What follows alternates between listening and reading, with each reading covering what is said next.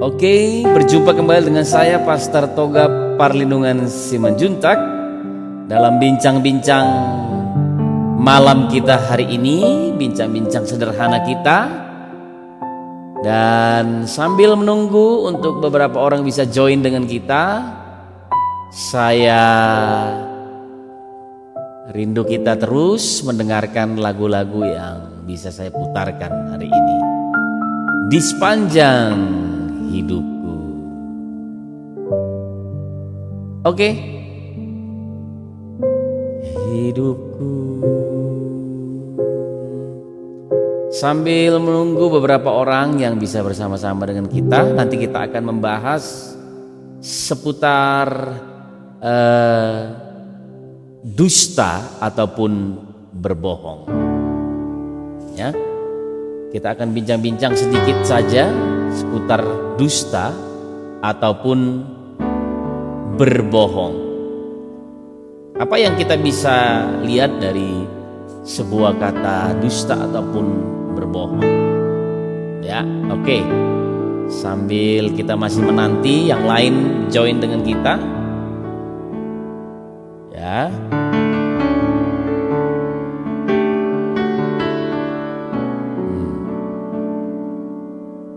Dalam live kita malam hari ini, saya dari kota Tondano.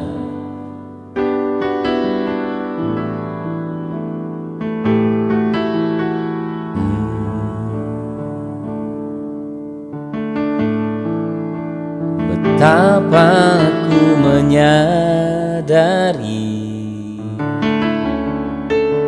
di dalam hidupku ini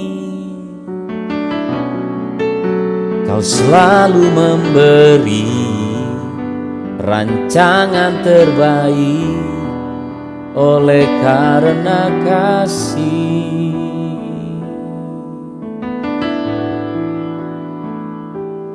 Bapa, sentuh hatiku, ubah hidupku menjadi yang baru, bagai emas yang murni.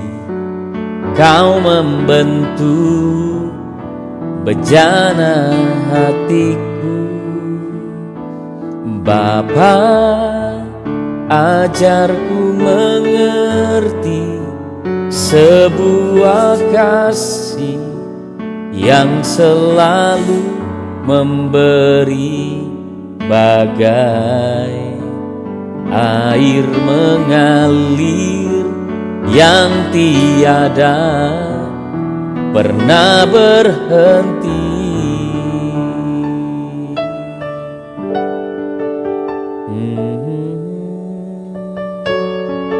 Oke, sambil menunggu yang lain, sudah ada 2 orang yang join dengan kita malam hari ini, dan kita tetap menantikan beberapa orang lagi untuk join dengan kita. Namun bukan karena banyaknya orang, kita akan bicara malam hari ini mengenai kebohongan ataupun dusta.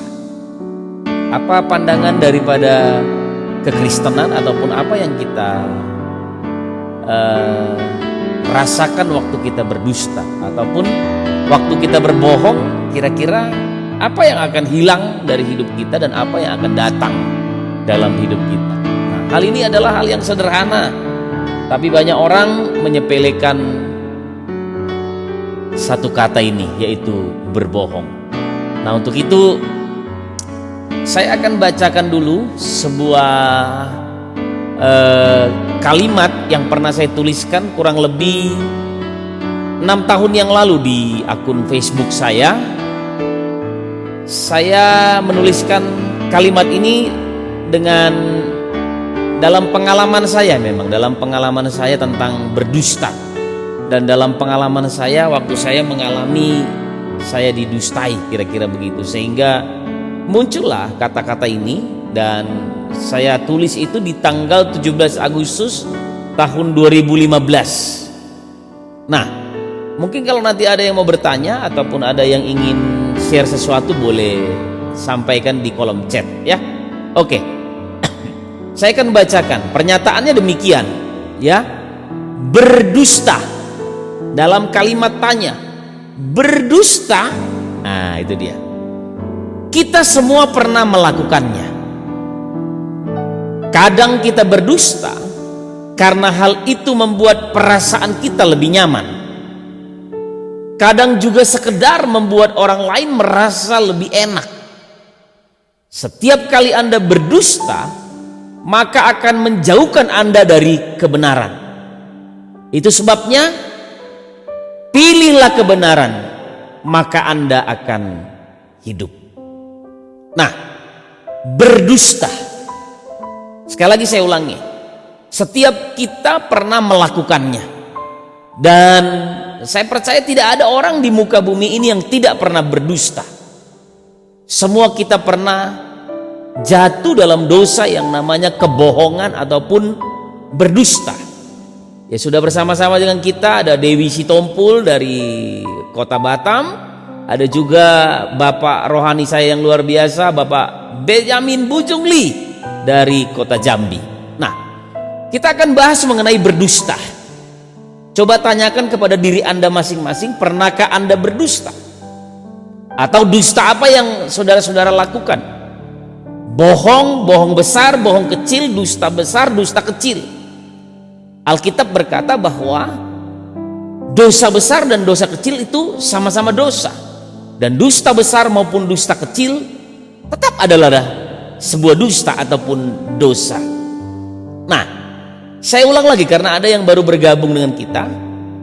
Berdusta, sebuah kata pertanyaan. Berdusta, kita semua pernah melakukannya. Kadang kita berdusta karena hal itu membuat perasaan kita lebih nyaman. Ya, coba saudara-saudara pikirkan.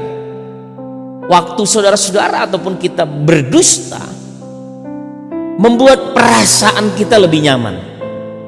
Kadang juga, dengar baik-baik, sekedar membuat orang lain merasa lebih enak.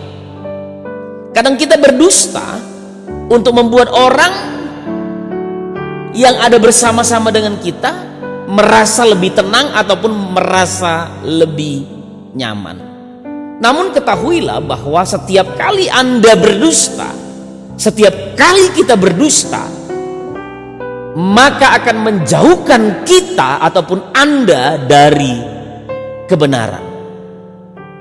Pilihlah kebenaran, pilihlah untuk tidak berdusta, maka Anda akan hidup.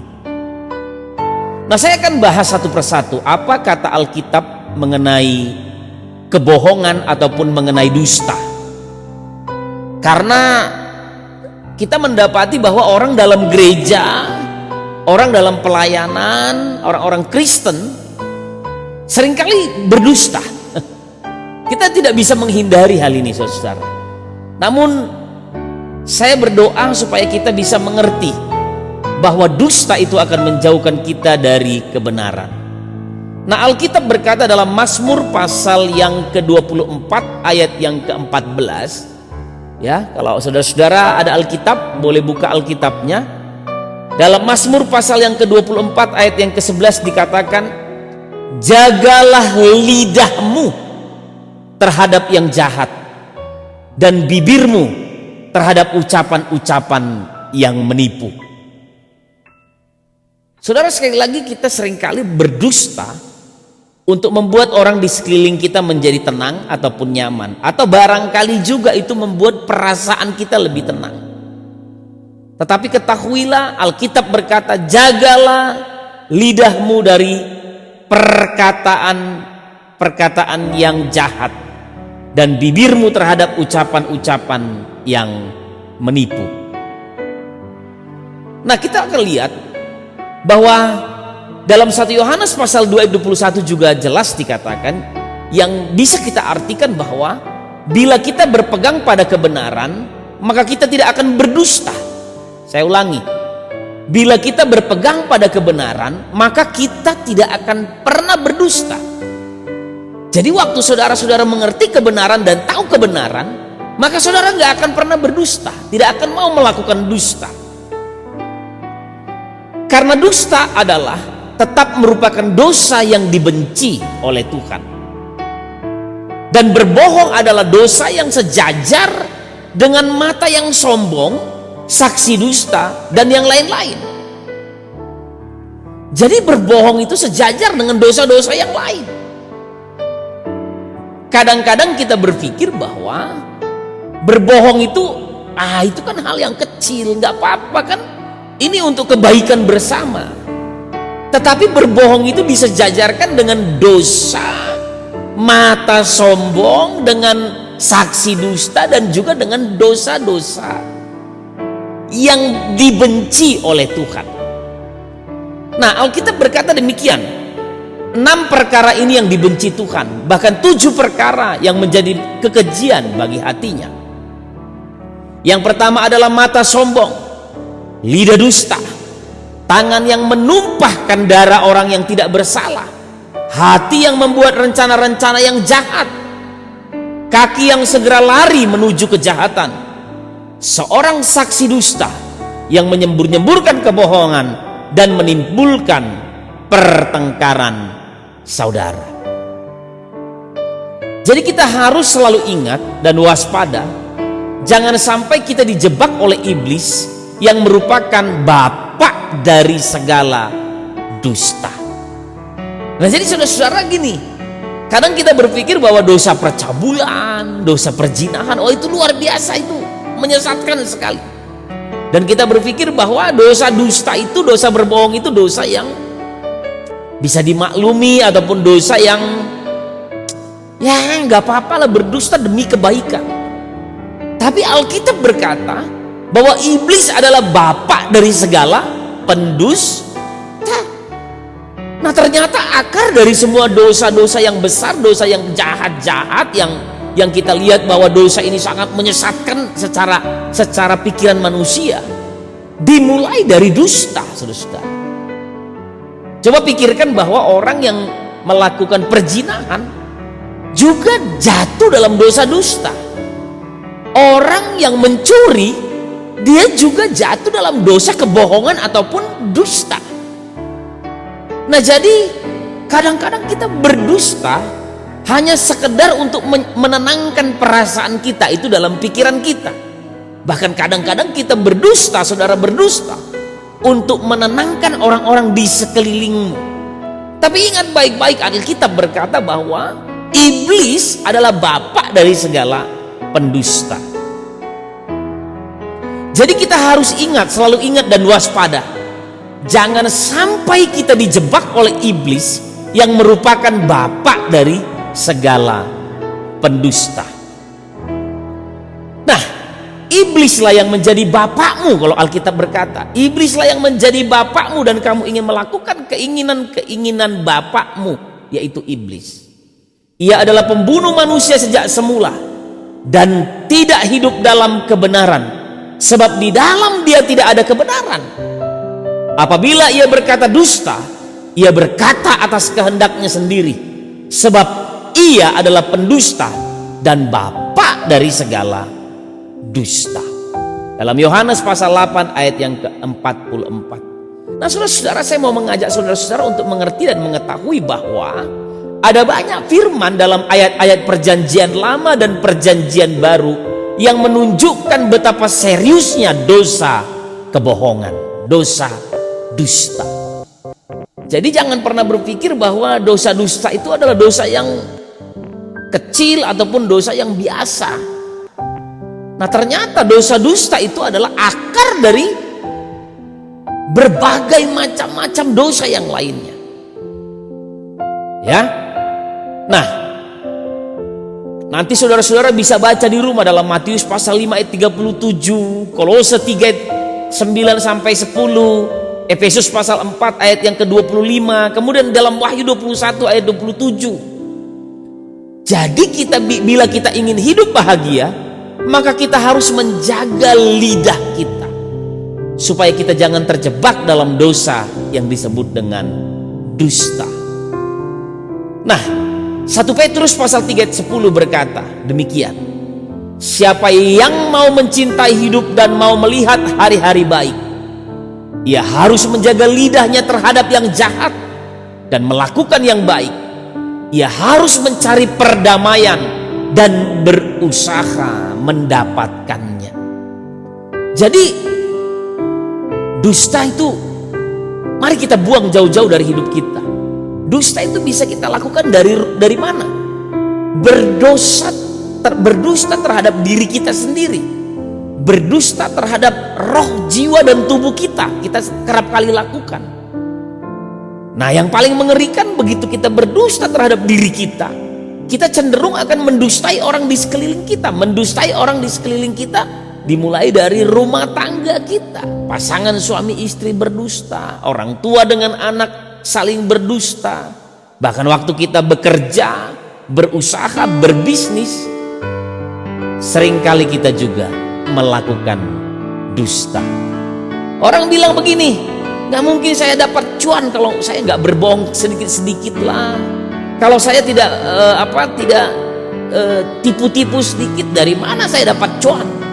Tapi saya mau katakan hari ini saudara-saudara, kenapa orang berdusta? Karena tidak berpegang kepada kebenaran, yaitu firman Allah. Nah, Tuhan tidak main-main. Dia akan menghukum manusia yang suka berdusta dan melempar mereka ke dalam lautan api. Saudara dengarkan sekali lagi, saya ulangi, bahwa Tuhan gak pernah main-main. Dia akan menghukum orang yang suka berdusta dan melemparkan mereka ke dalam lautan api. Dalam Wahyu pasal 21 ayat 8 dikatakan, orang-orang penakut, orang-orang yang tidak percaya, orang-orang keji, orang-orang yang pembunuh, orang-orang sundal, tukang-tukang sihir, penyembah-penyembah berhala, dan semua pendusta. Dengar baik-baik. Dan semua pendusta. Jadi orang-orang yang dikategorikan dengan orang-orang penakut, orang-orang yang tidak percaya, orang-orang keji, orang-orang pembunuh, orang-orang sundal, tukang-tukang sihir, penyembah-penyembah berhala, dan semua pendusta digolongkan kepada dusta, saudara-saudara.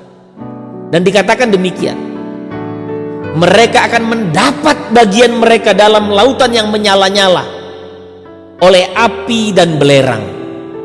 Inilah kematian yang kedua.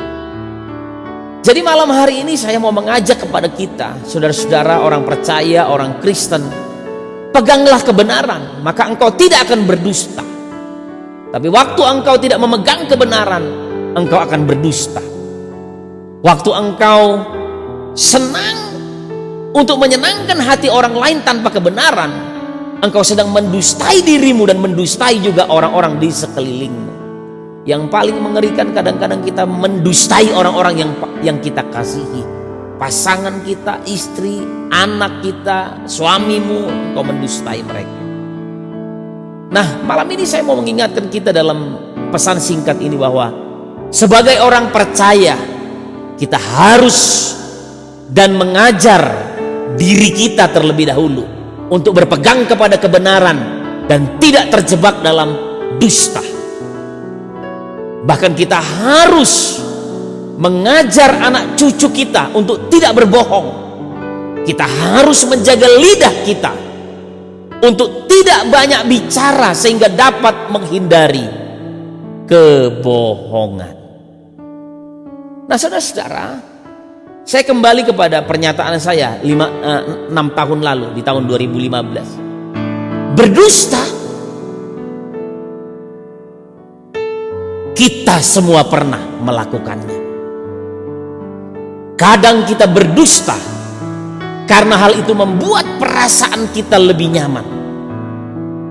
Kadang juga sekedar membuat orang di sekeliling kita merasa lebih tenang ataupun lebih enak. Tapi dengar baik-baik, setiap kali Anda berdusta, maka akan menjauhkan Anda dari kebenaran. Itu sebabnya pilihlah kebenaran, maka engkau tidak akan berdusta. Pilihlah kebenaran, maka engkau akan hidup dalam kebenaran. Pilihlah kebenaran, maka hidupmu akan bisa menjadi teladan untuk banyak orang dan menjadi berkat bagi keluarga, bagi istri, anak, cucu, lingkungan, komunitas, gereja di mana engkau ada, bahkan dunia di sekelilingmu. Pilihlah untuk berpegang kepada kebenaran dan tidak lagi berdusta. Karena bapak dari segala pendusta adalah iblis. Kalau kita terbiasa berdusta, Alkitab berkata, iblislah bapakmu. Mari kita sama-sama bertobat. Mari kita sama-sama tidak lagi berdusta. Mari kita sama-sama berpegang kepada kebenaran. Tuhan Yesus memberkati kita. Shalom untuk kita malam hari ini. Biar kiranya renungan singkat malam hari ini membuat kita kuat berpegang teguh kepada firman, yaitu kebenaran. Mari kita berdoa. Hamba mengucap syukur untuk waktu yang singkat di mana kami bisa bicara tentang kebenaran. Waktu kami memegang kebenaran, kami akan jauh daripada dusta ataupun kebohongan. Tuhan jaga hidup kami, bibir kami, hidup kami, pikiran kami, lidah kami, untuk kami berkata-kata tetap berpegang kepada kebenaran. Sehingga setiap kali keputusan-keputusan yang kami ambil dalam hidup kami dan perkataan-perkataan yang keluar dari bibir, mulut, lidah kami adalah perkataan-perkataan yang benar. Kami tidak mau sekedar hanya untuk menyenangkan, membuat kami merasa nyaman ataupun menyenangkan orang di sekeliling kami. Kami tetap mau katakan kebenaran, sekalipun kadang-kadang itu tidak mengenakkan buat kami.